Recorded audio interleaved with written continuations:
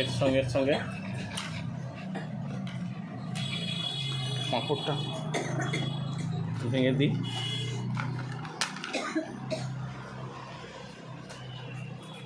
দাঁড়া,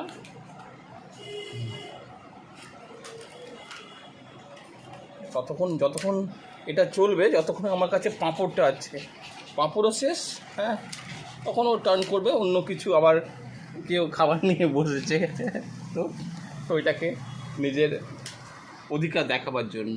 যাই হোক, জয়ী অতি অবশ্যই খাবে না, জয়ী প্রথমে খাওয়াতে হবে, তারপরে খাবে। এরকম এরা কন্টিনিউ করবে যতক্ষণ আমার কাছে পাঁপড় আছে, না ততক্ষণই ওরা করবে। তো আজকের ছোট ভিডিওটা এখানেই শেষ করছি, আর আপনারা অতি অবশ্যই দেখে এটা এনজয় করেছেন বোধহয়। চলুন, গুড নাইট।